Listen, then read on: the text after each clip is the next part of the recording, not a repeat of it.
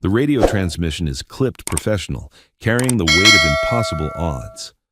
All Viper elements, this is Ground Commander. We have mechanized battalion approaching from the north. Estimate 47, repeat 47, main battle tanks with armored support. They will overrun our position in 12 minutes. We need immediate air support or we are combat ineffective. Captain Selena Boyd sits in the front seat of her AH-64 Apache attack helicopter, fingers wrapped around the control stick, scanning the horizon through her helmet-mounted display. 12 minutes, 47 tanks. And she's the only gunship that can reach the American ground forces before they're destroyed. Her wingman's helicopter took catastrophic damage 3 minutes ago. They're limping back to base, out of the fight. The other Apaches in the squadron are engaged 30 kilometers away, too far to help. Command is scrambling reinforcements, but they won't arrive in time. It's just Selena, 1 attack helicopter, 16 Hellfire missiles, and a 30mm chain gun against an entire armored battalion that's been steamrolling through this sector for the past week. The math is brutal and simple. She's outnumbered 47-1, outgunned by main battle tanks that can kill her with a single hit, and she has maybe 10 minutes before American soldiers start dying in numbers that will turn a defensive position into a massacre. 3 months ago, her male counterparts were still making jokes about women flying attack helicopters, saying the cockpit was too complex, the combat too intense, the physical demands too extreme for female pilots. They're about to find out exactly how wrong they were. Before we show you how 1 female Apache pilot engaged an entire armored battalion solo and rewrote every assumption about what's possible in attack helicopter combat, drop a comment telling us where you're watching from and hit subscribe. Because what happened in the next 15 minutes became legend. The day Captain Selena Boyd proved that the most dangerous thing in the sky has nothing to do with gender and everything to do with skill, courage, and absolute refusal to let good people die while you have ammunition remaining. Captain Selena Boyd had wanted to fly helicopters since she was 8 years old, watching Apache gunships practice at the range near her family's ranch in West Texas. While other kids played with dolls or video games, Selena was building model helicopters and studying their flight characteristics, memorizing weapon system specs, understanding the physics of rotary wing flight. Her father, a retired Army aviator, encouraged her obsession. Her mother worried she'd face barriers that talent couldn't overcome. Both were right. Selena graduated top of her class from flight school, scoring higher on weapon systems than any pilot in her cohort, demonstrating natural ability with the Apache's complex targeting systems that instructors called exceptional. But exceptional wasn't enough to prevent the skepticism, the questions about whether women could handle the physical demands of combat flying, the jokes about whether she'd panic when actual shooting started. She'd proven herself in training. Then, in her first deployment, providing close air support that saved an infantry platoon from being overrun. Then, in a dozen more combat missions where her precision and tactical thinking saved lives and destroyed enemy positions. But still, the doubts persisted.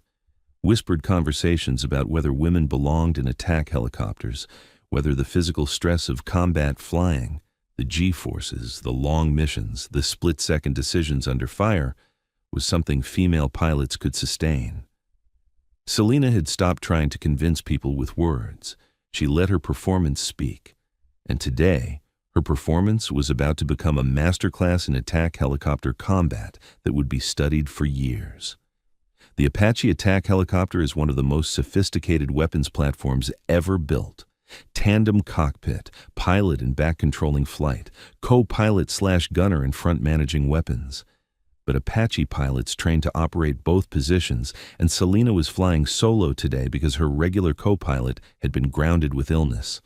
Solo meant she had to manage everything: flight controls, navigation, threat detection, weapons targeting, communications, defensive systems.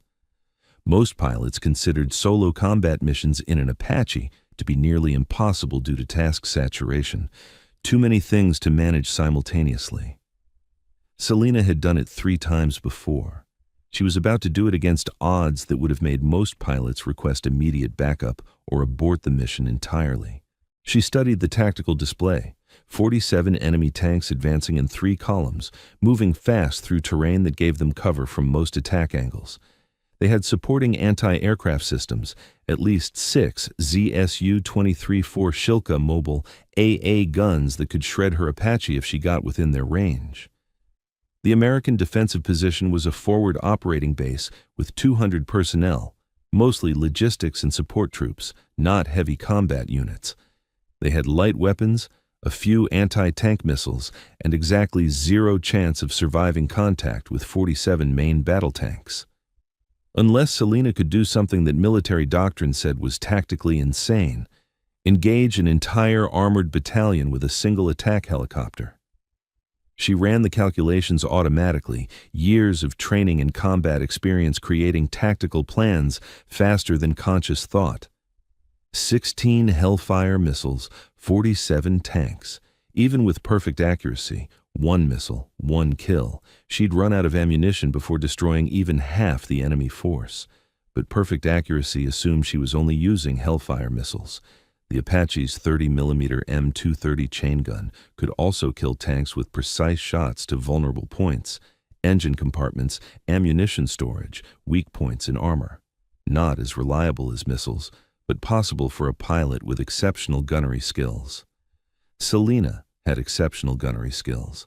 She also had something the enemy didn't expect: intimate knowledge of the terrain from previous missions, understanding of how their tank formation would have to navigate through specific choke points, and tactical creativity that came from refusing to accept that impossible odds meant inevitable defeat.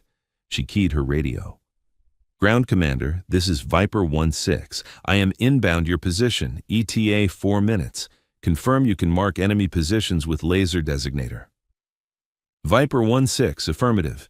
Be advised you are solo against 47 enemy tanks plus AA support. Recommend you hold position and wait for additional assets. Negative, Commander. If I wait, you die. I'm engaging immediately upon arrival. Designate targets in order of threat priority. Viper 1-6 out. She pushed the cyclic forward, increasing speed, dropping to nap of the earth flight, skimming just above the terrain, using hills and valleys for cover, making herself the hardest possible target for enemy radar and visual acquisition.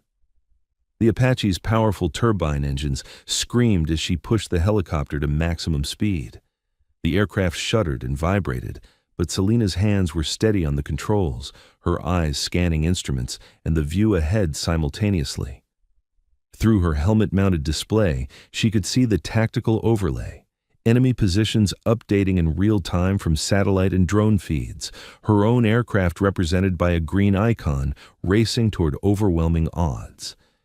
Most pilots would be feeling fear right now.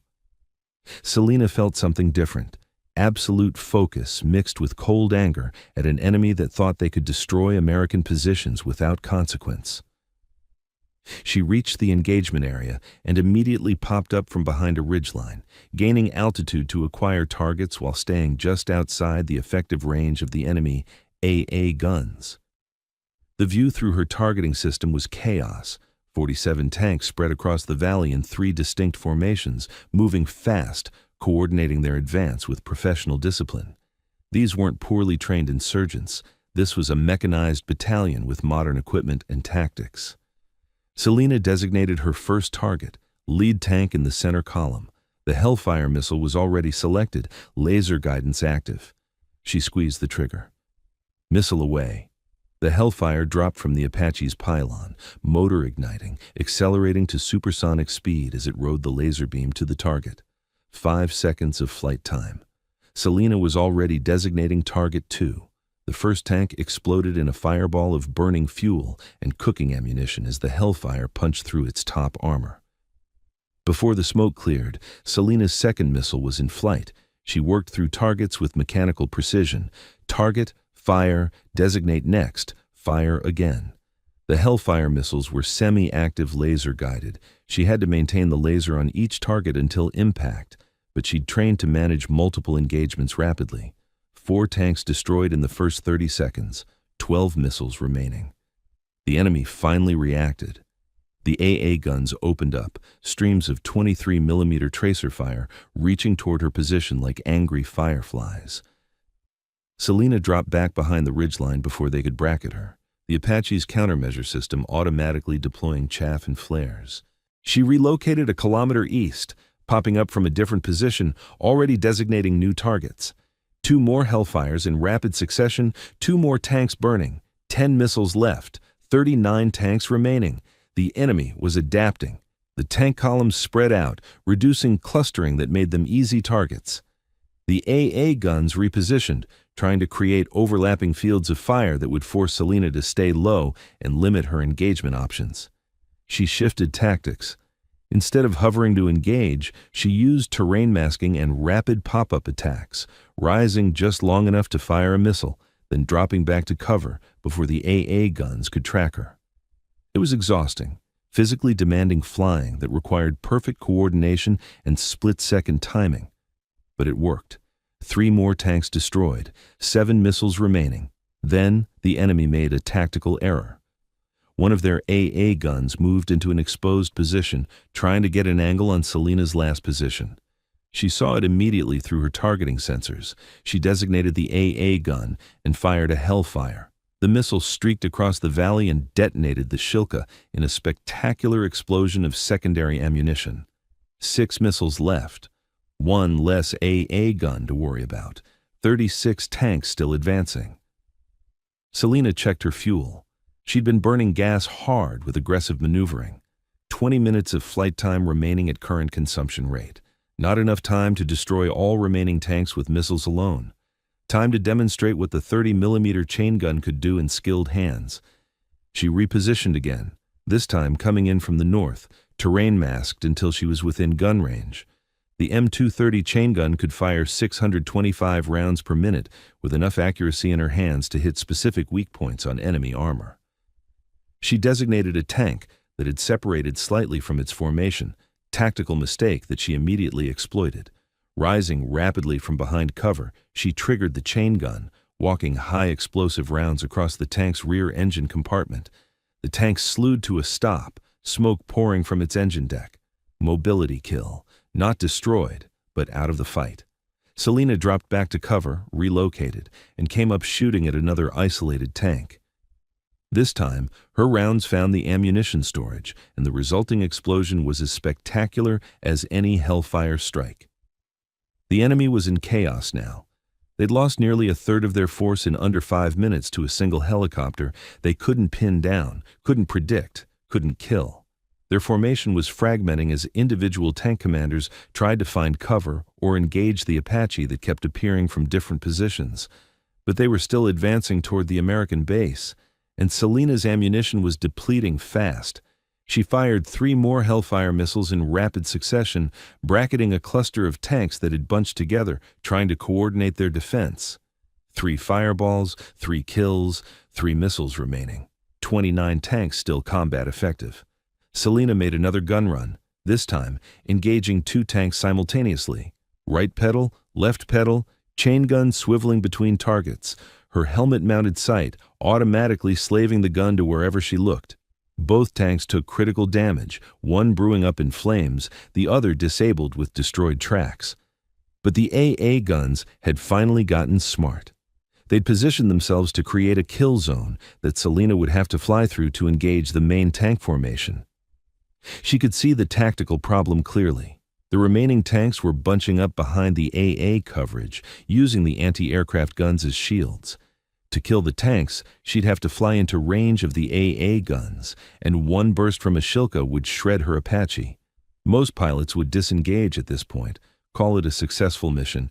18 tanks destroyed or disabled, enemy advance slowed, American position saved for now. Reinforcements would arrive eventually.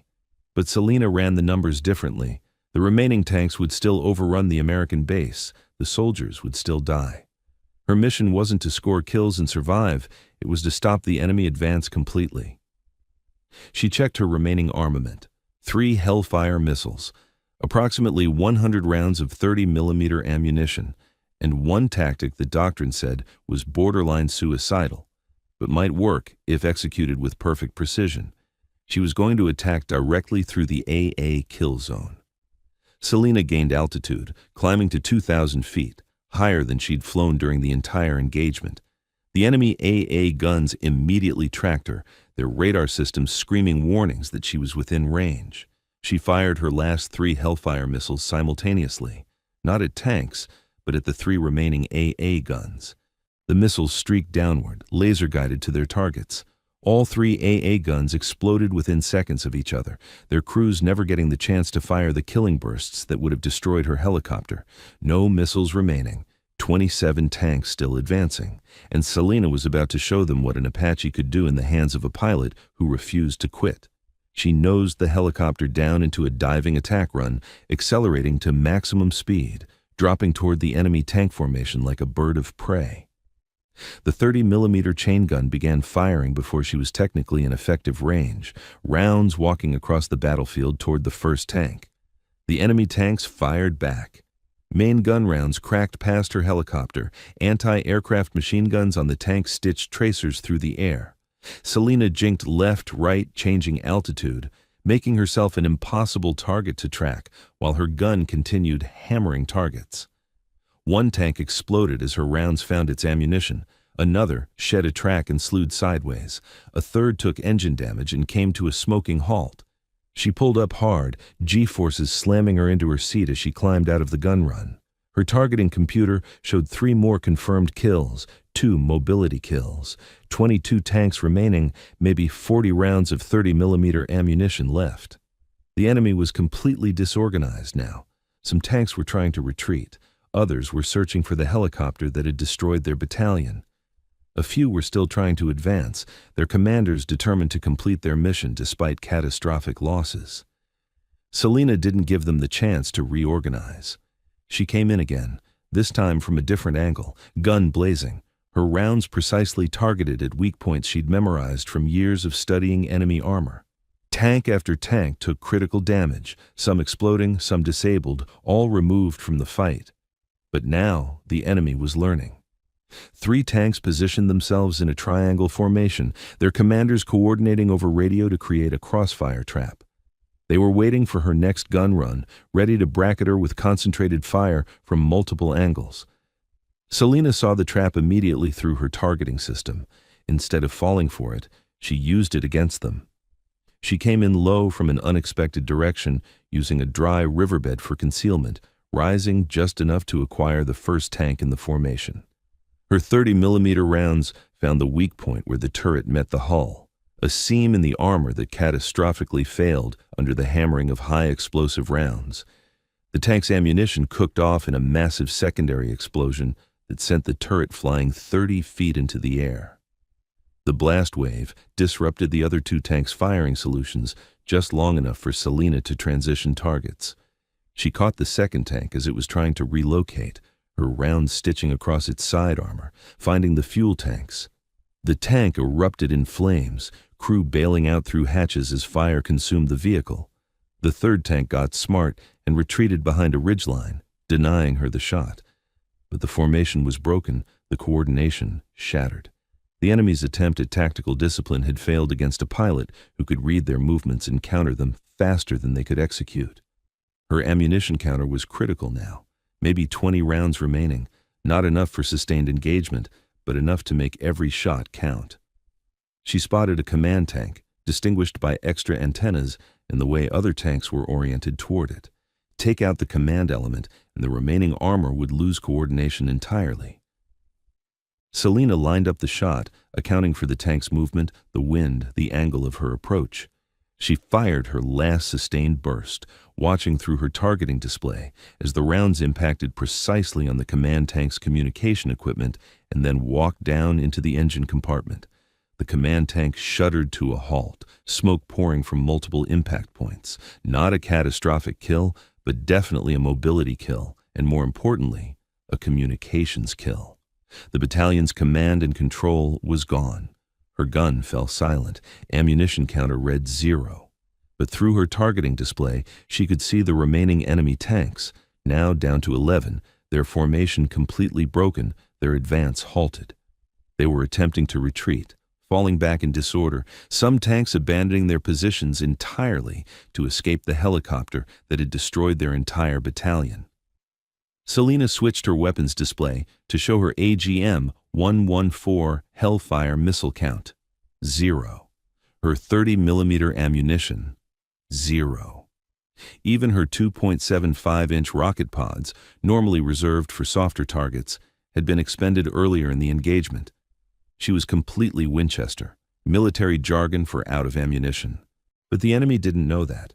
They just knew that an Apache attack helicopter had been systematically destroying their armored battalion for the past 15 minutes, and every time they thought they'd figured out where it was, it appeared somewhere else and killed more of them. The psychological impact of the engagement had achieved what her weapons couldn't. The enemy was retreating not because they'd been completely destroyed, but because their will to fight had been shattered by an opponent they couldn't predict, couldn't track, and couldn't kill.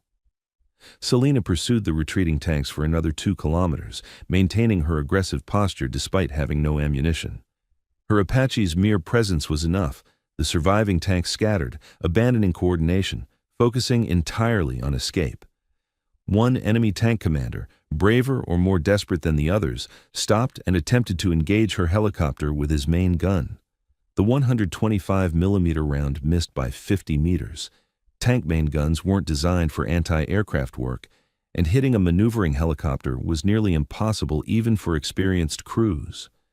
Selena maneuvered aggressively toward the tank in a mock gun run, even though she couldn't fire a shot.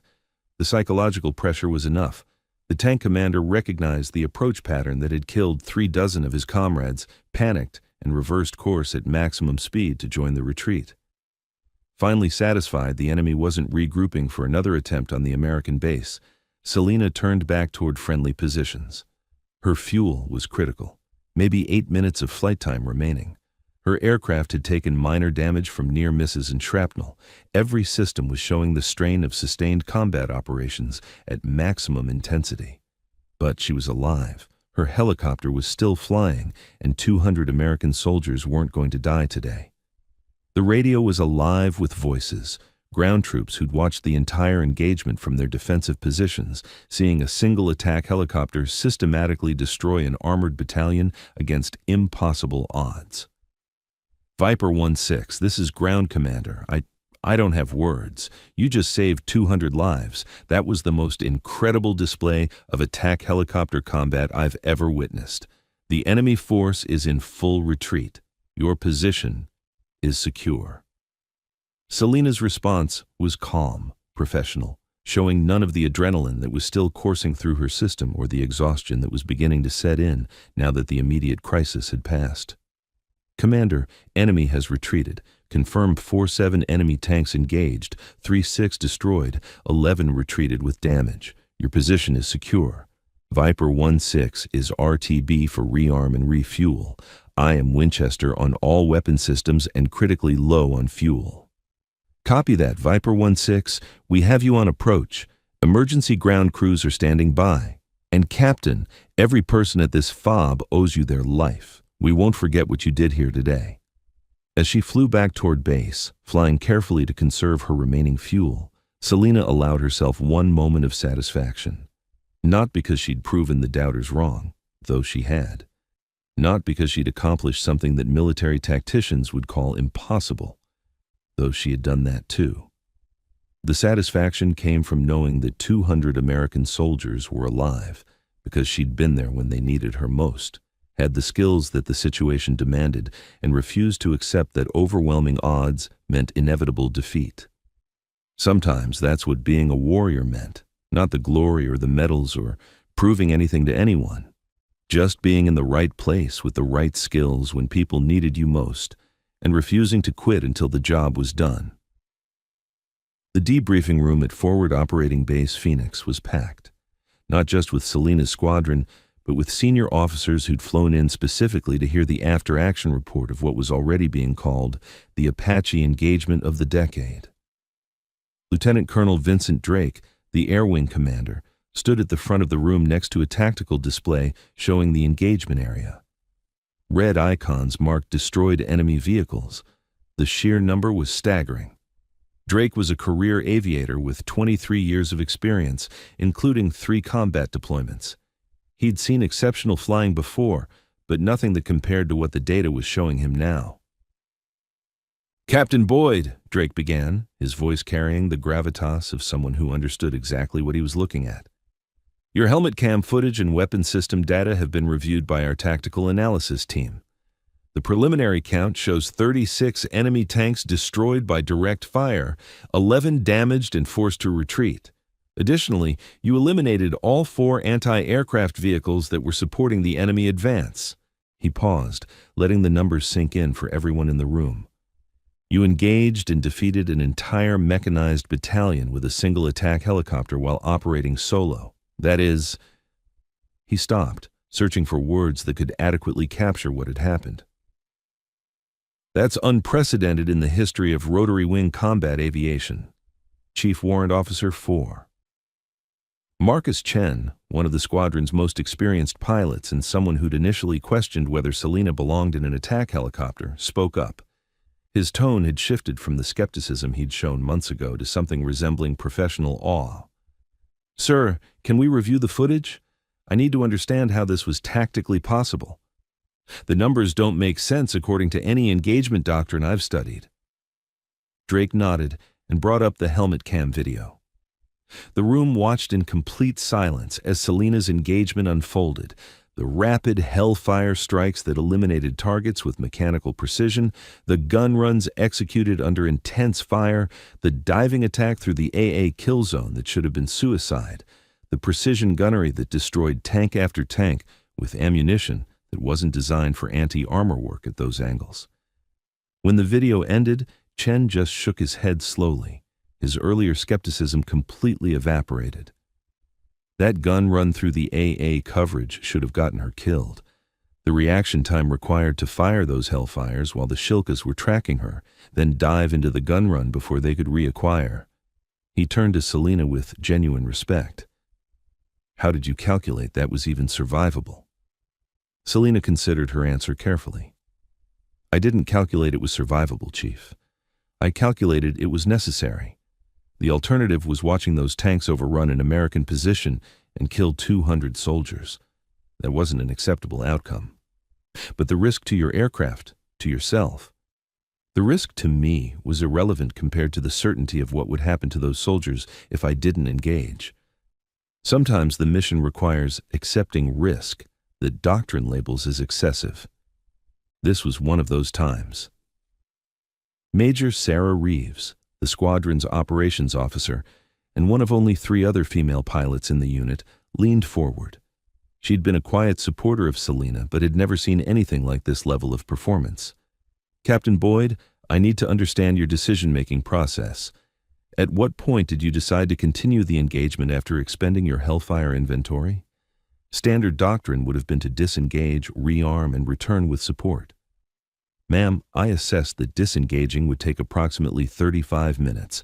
Flight time to base, rearm cycle, flight time back. The enemy tanks would reach the American position in approximately 18 minutes. The math was clear. If I left, people died. So I stayed and used what weapons I had remaining." Lieutenant Colonel Drake stepped forward, his expression serious. "Captain Boyd, what you're describing is tactical judgment under extreme pressure that cannot be taught from a manual. You assessed a situation that any reasonable pilot would have considered hopeless, identified a solution that required literally perfect execution, and then executed it perfectly, despite being outnumbered 47-1. He pulled a folder from his briefcase. "I'm recommending you for the Distinguished Flying Cross for extraordinary achievement while participating in aerial flight. Your actions saved American lives and destroyed an enemy armored force that has been operating successfully in this sector for weeks." Selena stood, her military bearing perfect, despite the exhaustion starting to show. "Thank you, sir. But I was just doing my job, providing close air support to troops in contact." "No, Captain. Your job description was to provide air support. What you did went far beyond that and entered territory that's going to be studied at every aviation school in the military. You single-handedly defeated an armored battalion that doctrine says requires squadron-level assets. That's not just doing your job, That's redefining what we thought was tactically possible. After the official debriefing ended, Chen approached Selena. His body language was completely different from their previous interactions. "Captain Boyd, I owe you a direct apology. I was among the loudest voices questioning whether women belonged in attack helicopters. I said the physical demands, the G-forces, the endurance requirements, the combat stress. I said all of it was beyond what female pilots could handle." He extended his hand, meeting her eyes.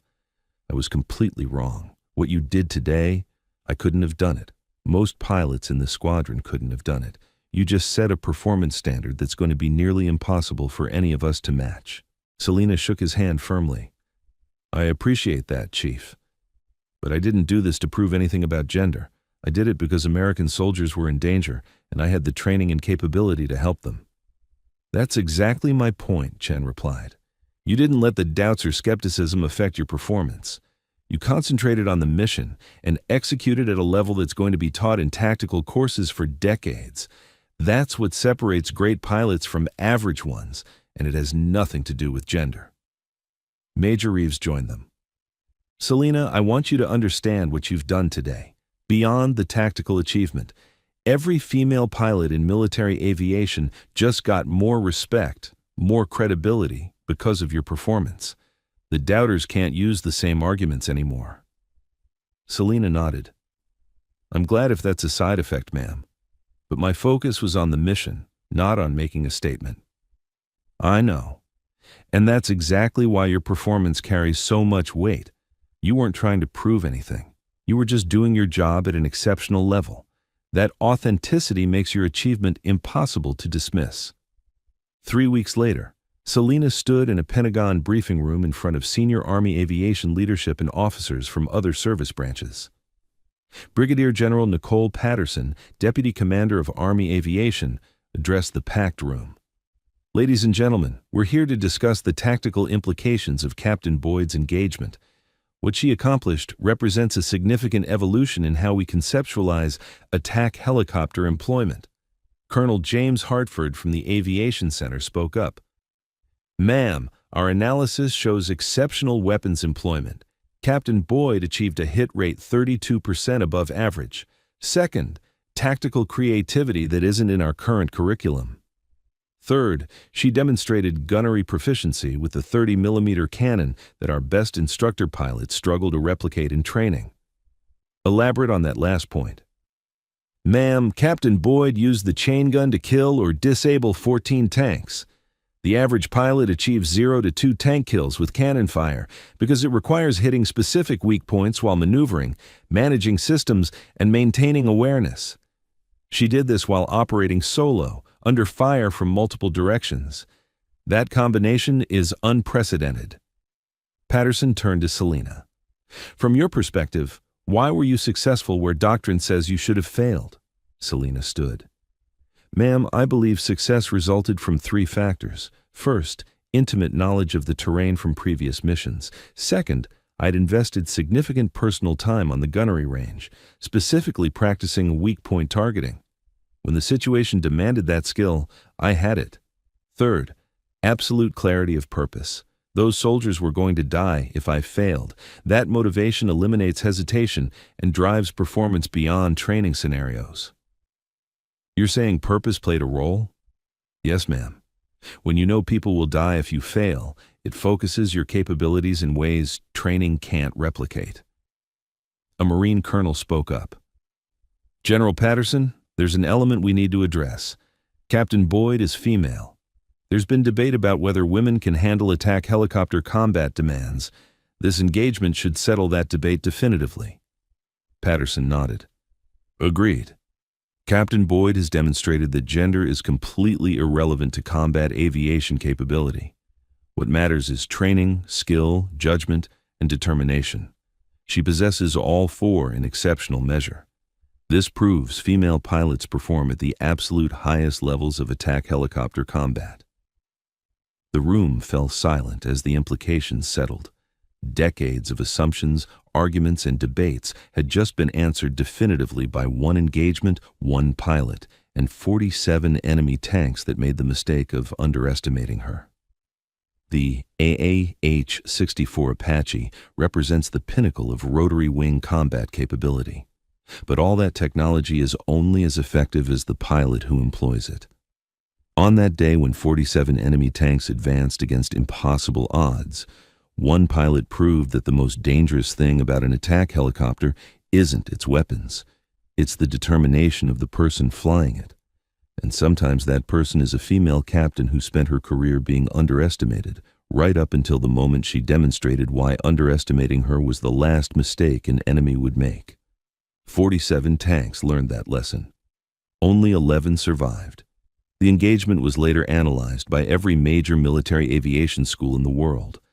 The tactics Selena employed, terrain masking combined with rapid repositioning, psychological warfare through unpredictable attack patterns, conservation of ammunition through precision rather than volume, became required study material for attack helicopter pilots across all service branches.